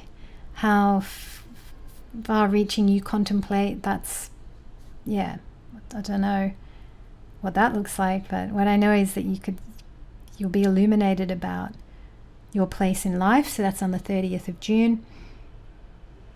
Possibly what you need to purify as well, or what work is left to do. It's a new moon, Gemini, Punarvasu Nakshatra, 14th July. So you can be writing down goals and ideas. Oh, this could be travel plans. This could be you're writing down some future travel plans that you'd love to do. And how you would like to expand. If you're single, you could be writing down you want to meet someone. If you're this could also be you want to meet more soul tribe people. 14 July. You could be writing down ideas about that. And there's a full moon, Capricorn, Shravana Nakshatra, 29 July. That's over here. So you're becoming illuminated about things from childhood, things that have made you you. This is quite a you-focused thing with the moons here, even though there's this one which is a little bit social and other people focused. That's the new moon. But the full moons are really getting you to reflect on yourself as a being. Sagittarius, thank you so much for joining. We are now going to welcome Capricorn. Capricorn, welcome. Thank you so much for joining. I'm starting to get fidgety now because the heat is really, really, really full on.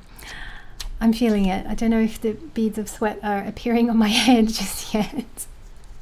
I also have a note to thank my Capricorn viewer. Thank you. I had one of you send me a little donation, and I did write an email back to say thank you. But I don't know if you got the email because there was a what they call it, mail reply. It bounced back. A bounce back message. That's it. I got a bounce back message. So I don't know if the message got to you, but I just wanted to thank you. That's really kind. But yeah, people don't have to, but thank you for those who do. It does make a difference. I did treat myself to let me tell you, this week we've had, I'm from Australia and I'm from India. I'm from like two very hot places. So I know heat. I know hot weather. It's not a problem. I've always liked it. But in this country, it's an issue. And it's an issue because there's the ocean is far away. So there's no big body of water nearby. We're very landlocked. And the other thing is that London is very dense, and there's just streets and pavement, and there's hardly trees or not many parks, and a lot of houses. See, in Australia it's very different. Sydney, it's very different, because I've been thinking about this a lot lately. Sorry to drag you all into this, but it's just so hot that I have to talk about it. In Sydney, we've got nature strips, and every house has a garden, and it's very different. Whereas here, there's no nature strips. So many people, they park their cars on the street because there's no garages. There's no space here. So there's no space. It's just concrete everywhere, no ocean, no space. A friend of mine, I went to his place in Surbiton, would you believe? He had carpet in his bathroom. It's just, I've never seen that before. I come from Sydney. We don't have carpet in our bathrooms. This place is just wall-to-wall warmth, and everything's optimized to keep the warmth in. So that's why we all go a bit crazy in the summertime here. It's too much. So this afternoon I'm going to be going to a cafe and I've been treating myself to various iced drinks, and I'm just doing it. I'm just taking the laptop and I'm allowing it, because it's all gonna stop on Saturday. Sunday we got 25 degrees, and then every day after that 25 degrees. So it's gonna calm down. I'm gonna be fine. It's so not a big deal. Anyway, Capricorn, welcome. Capricorn, ascendant Capricorn, moon or Capricorn sun, as per the sidereal Vedic system of astrology. Let's take a look at what's going on. All right, so we've got a retrograde Mercury. Oh, this is, wow, you got one of the best Mercuries. Let me have a look though, because yes. Oh my gosh. Okay, I think you've got the best Mercury going on here. So Mercury is going to be retrograde from the 7th of July. The retrograde ends on the 24th of July, but Mercury will still be in Gemini for the whole month. So you've got this incredible strategic Mercury that's brilliant for work. So it's absolutely brilliant for work. It's absolutely brilliant for fine detail, for being sharp, for being fast, for being quick. A lot of people worry that, oh, Mercury retrograde, can I not buy a computer or a car or this or that? Oh, no, you can buy the things you want. And I know we don't make these purchases of computer or car very often. I totally understand. People want the conditions to be perfect. But I remember when my mum, she had to upgrade her car. She had to buy a new car. And she didn't want to do it on the Mercury retrograde. Anyway, she ended up, and she was going to call me and ask me, when's the Mercury retrograde? And she really wanted to avoid it. And she ended up, somehow she wasn't able to talk to me or something, and it was Mercury retrograde when the car got bought. And so it was fine though. I wouldn't have advised her against it. That's the other thing, because now through my client work, I've discovered how these retrogrades really work.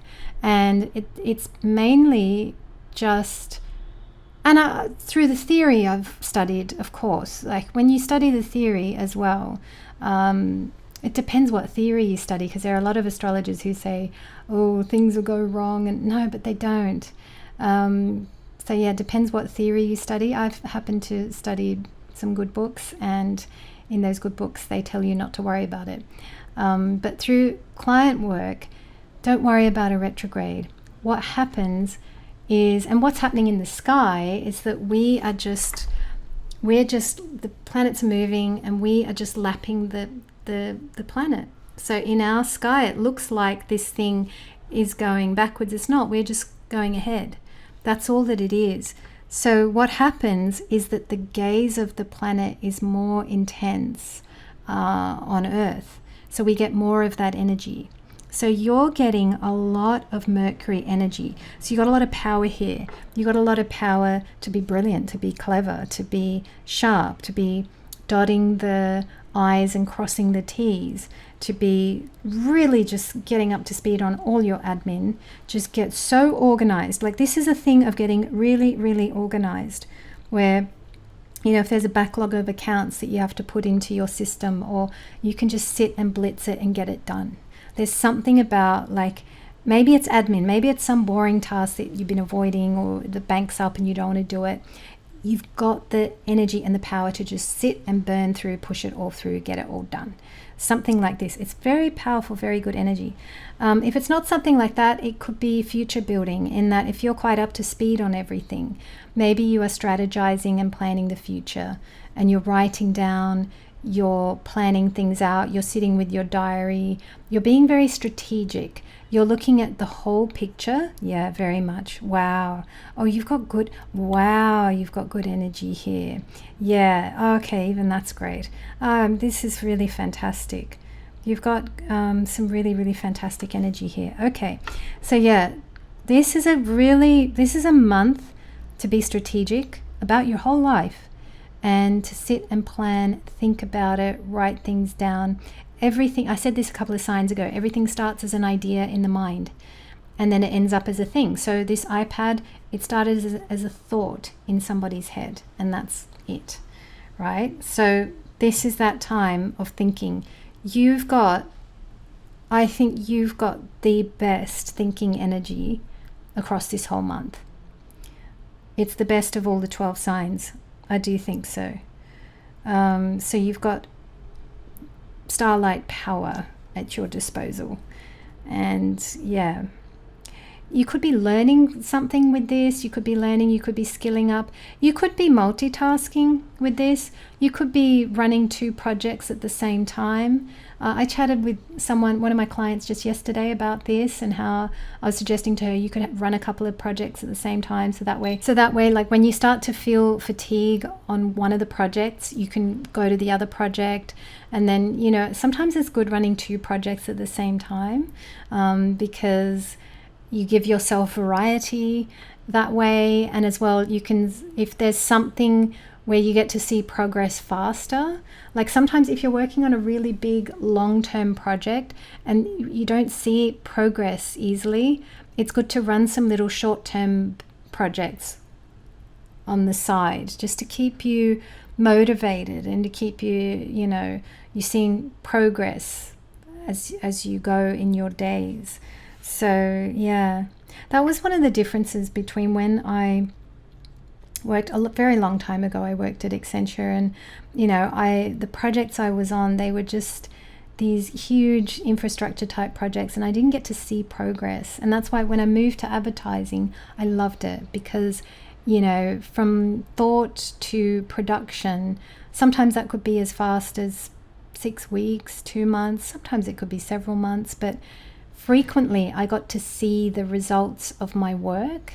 And that's why I enjoyed advertising very much, because there was always a sense of accomplishment as I was going along. So I really did enjoy being in advertising. But yeah, big projects can be really good too. I mean, yeah, you could be working on something really big. That is true. But anyway, let's have a look at Venus in Leo, see what's going on there. There's something... Well, firstly, just a very basic Venus in Leo, there's something about self-love. So you're being self-loving. Yes, you've got this powerful Mercury and you can do a lot, and that's all with the mind doing a lot. But it's like with the physical body, you might need rest.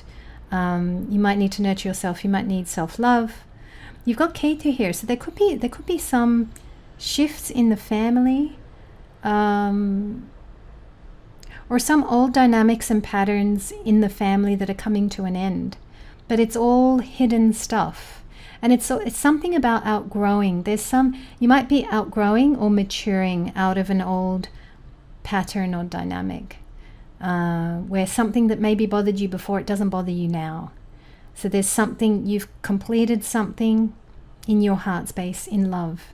There's something in love where it's just like, that might have bothered you before, but now you're just, oh, you're okay. You've matured. You've got compassion. You're okay.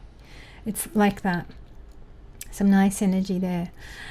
Sun moves from Gemini to Cancer. This is from, like, we've got the 17th of July. So Sun is going to be in your 6th house. Oh, that's wonderful. And then it's going to be in your 7th house from 17 July onwards. So where it's wonderful is from the start of the month to 17th of July, Sun will be in Gemini. So that's winning energy. You'll win in a debate. You'll challenge well. You're shining.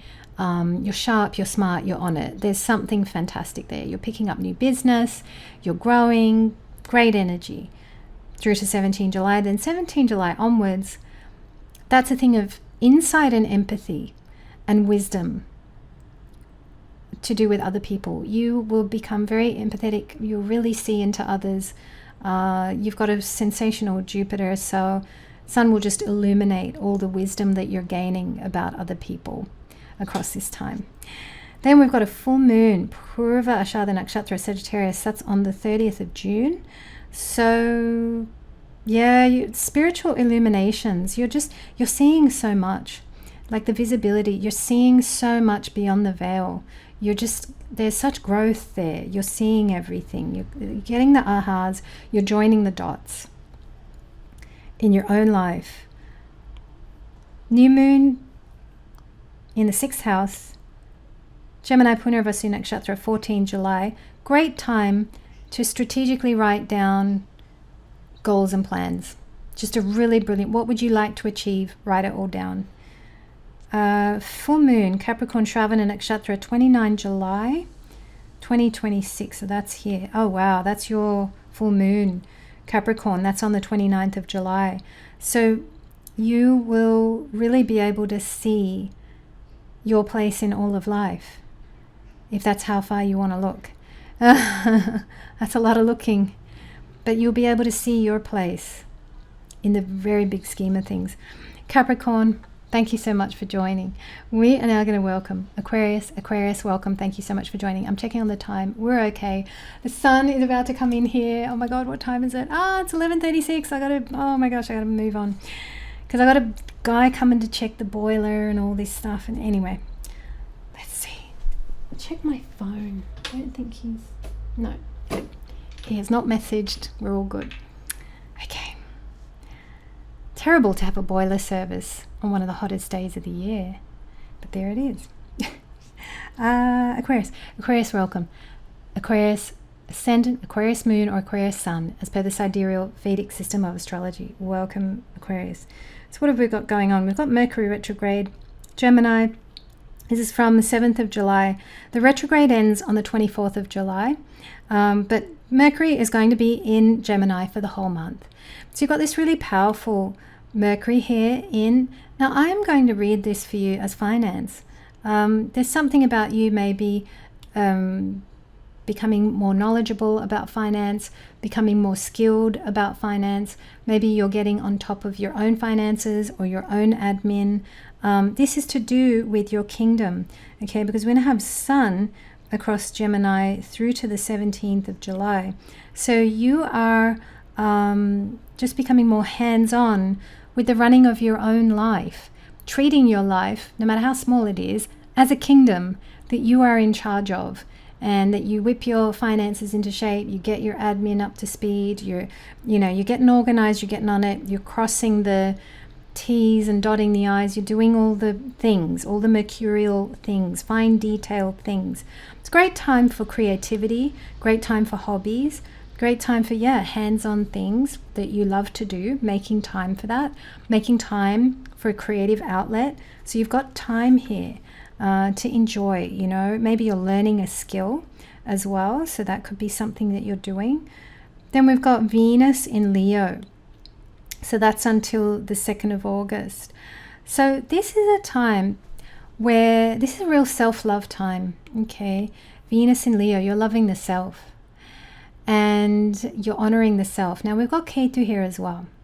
So that can be acknowledging the end of a dynamic in a relationship. Maybe you're outgrowing something in a relationship. You could be outgrowing someone. You could be leaving someone behind. You could be ending a relationship. That is true. But equally, you could be just maturing. You could be just spiritually maturing and outgrowing a pattern and dynamic in a relationship. And that thing may not have to test you anymore. It's interesting, we've got a siren come up at this time. So I'm going to take that as a completion. That is a completion. That is an acknowledgement of a completion. You finished something here, Aquarius. You'll never have to deal with that again. All right, so we've got Sun across Gemini, Cancer. So that is, I think we've covered that really. Oh, you've got a beautiful Sun. When Sun goes into Cancer, that's 17 July onwards. That's a beautiful Sun. Oh my gosh, you're going to be so wise. Right. You're going to be very wise. You're going to win at debates. You are, but you're up there. There's something about you being very wise. Maybe you are working with top people, or you're attracting into your sphere some top people, and that's in a work context specifically. So when it comes to work, maybe you're meeting influential people who are going to help you. They like you, they like what you're doing, and they want to help you. So that could be 17 July onwards. So now we've got a full moon, Sagittarius Purvashada Nakshatra, that's 30th June. There's a full moon here in your 11th house. So this could be, you gain some deep insights and understandings about your sibling. Could be that, older siblings. Could be to do with friends. Could be to do with what you need to do to bring opportunities and money and wealth into your life. You might get ideas on what you need to do. How do you need to change your life? There could be also recognition of your own authority, or what authority you need for that next level of life. So you're becoming illuminated about that. Then we've got a new moon, Gemini Punarvasu Nakshatra. This is on the 14th of July. So that's happening in your 5th house. So new moon, this is in relation to your kingdom. So you could be writing down, how do you want to grow? What creative projects do you want to take on? And as well, maybe you're making time for hobbies or art or things that you love to do, things that you're passionate about. Maybe you're working out how to make time for that. You could also be wishing for a partner if you're single. You could also be wishing for a child to come into your life if you want to grow your family. And we've got a full moon, Capricorn Shravana Nakshatra, happening on the 29th of July. That's up here. Oh, this is all about hearing God, no less. You're hearing spirit. You're hearing the divine.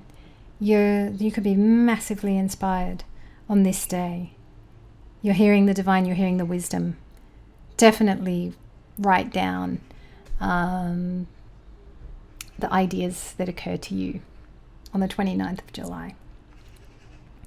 Aquarius, thank you so much for joining. We are now going to welcome Pisces. Pisces, welcome. Thank you so much for joining. Pisces, the sun is starting to come into my room. Oh no, it's going to be so hot. It's going to be really, really hot, but it's okay. I can do it. You're the last sign. So what's amazing is that these bars of sunlight have just come at the last sign. So that's perfect. It's a perfect time for the heat to begin because I'm at the end. So it's perfect. So there's something there for you. There's something about timing is brilliant for you this month. There's something about everything just like comes full circle and there's like a completeness. Oh, that's nice energy. I love when that happens. So Pisces, I haven't welcomed you properly. It says Pisces ascendant, Pisces moon or Pisces sun as per the sidereal Vedic system of astrology. Welcome. So let's take a look at what's going on here. You've got a very good Mercury. Let me have a look at that. Yeah, you do indeed. So that is excellent. You've got a very sharp, clever, brilliant Mercury. This is brilliant for learning. If there is something you need to learn, if there is some skill that you want to develop, this is the time. This is the time to be studious. This is the time to be, this is good for memorizing things, being studious, figuring things out, developing skills. And this is all that sort of, it is also underground and hidden as well. It's like, these are the fundamental skills that you are actually using when you're out in the world. So let's say, for example, you're on stage and you're talking about something or something like that. It's like all the hidden work, all the hidden skills, all the books that you read, all the stuff that you did. People don't get to see that. That's the thing that you have the ability to develop now. So you're not on the stage speaking, you're building all the hidden underground stuff that when you get on the stage to speak, it's just all there. You don't have to think about it. You don't have to worry about it. It's like you're building a huge amount of clever brilliance, basically. I mean, this is and this is a Bhadra Mahapurush Yoga. I should have been thinking about that as I've been doing this. You're the only sign I'm thinking about that for now. Okay, well, for the other signs, maybe I might just type something for the other signs. I don't know. Okay, so you've got a really outstanding Mercury where you're building up the bank of hidden intelligence underneath that you can just pull out and refer to as you need to. Now we've got Venus in Leo. That's over here. So this is not great relationship energy, I will say. It won't be great relationship energy for a little while. Okay, until Venus gets into, well, even this is not the best either. Basically, for some weeks ahead, Don't expect too much from your relationship. Don't expect too much from partner. Good to have space. Great to have space. And space is just wonderful anyway. You know, that's the spiritual path. Spiritual path is being the space that it all happens in. So yeah, I mean, that's what's going to be good. It's a very good spiritual time. It's a good time for you to be loving your work. This is excellent work energy. I mean, you got a great stretch of work energy for so many weeks. So put yourself into your work. Build yourself up. Don't expect too much from partner. That's going to be good. And if you're single, there's better energy to meet someone later. Sun energy across Gemini and across Cancer. So that's across your 4th and 5th houses. And the transition there is the 17th of July. So through to the 17th of July. Oh, actually for the whole month. Sun might, something about life being a bit expensive. Maybe you've got some house type related expenses. Could be spending money because socializing, but equally it could be to do with house. Maybe you have some expenses there. The full moon, Sagittarius Purvashada Nakshatra, happening on the 30th of June. So this is, you're being illuminated about work and about career path and about your authority in the world. So you might get some ideas, you might be illuminated about your place in a work context. We've got new moon, Gemini Purnarvasu. That's over here in the 4th. 14 July. So this new moon is a good time for you to journal and maybe reflect on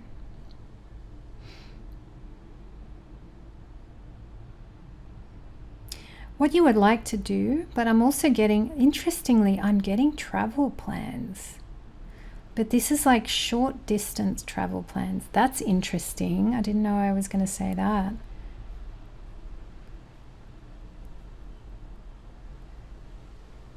New moon in the 4th house. Could be a time to plan or write down goals regarding your house and where you live. Some of you are moving. I don't know. I just get this sense of there's a newness in where you might move to. Or this could be to do with travel. I'm not sure. Interesting. That was unexpected. Okay. Let's have a look. Full moon, Capricorn, Shravana Nakshatra. That's here. Oh, actually, a little bit more down there. Full moon, Capricorn, Shravana Nakshatra. 29 July.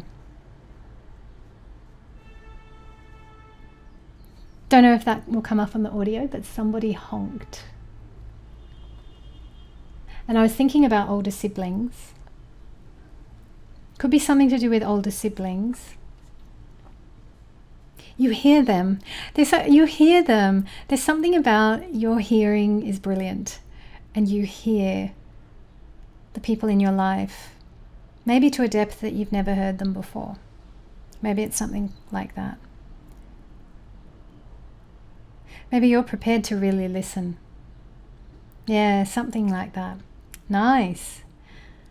Pisces, I'm going to have to wrap up. I'm really going to have to wrap up. I'm going to hit stop here because I'm already starting to get very, the